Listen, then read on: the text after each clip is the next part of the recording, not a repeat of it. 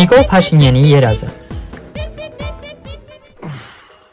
Առավոտյան արթնացել է, տեղը տեղին սափրվել, մատներով սրտի կցույց տվել, դեղերը խմել, իջևանից ուղարկած տնականով ու հիմա Աննայի հետ հեծանիվով գնում են Հովանավանք, պատարագի մասնակցելու,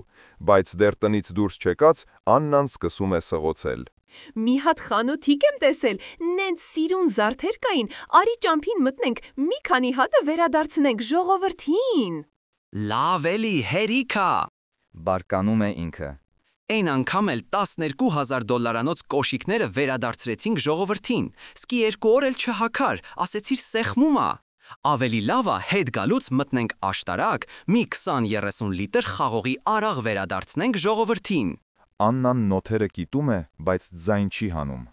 Քաղաքից դուրս են գալիս ու հեռվում ինչ-որ եկեղեցի տեսնում։ Վայ, ինչ լավն է։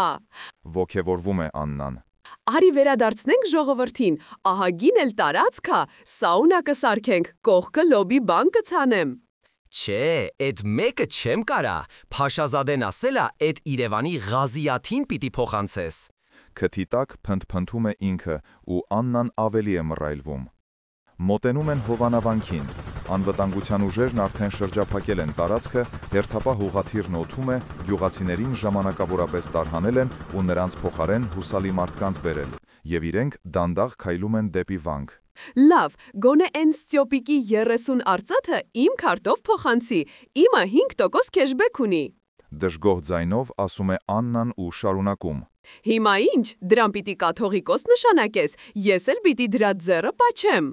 Վաբշետը ես էլ կարամ կաթողիկոս դառնամ, որովհետև պաշտորապես ամուսնացյալ չեմ։ Քթի տակ ծիծաղում է ինքը։ Ամուսնացյալ չես, բայց երեխա ունեցյալ ես։ Բարկանում է Աննան ու արմունքով հարվածում նրա փորին։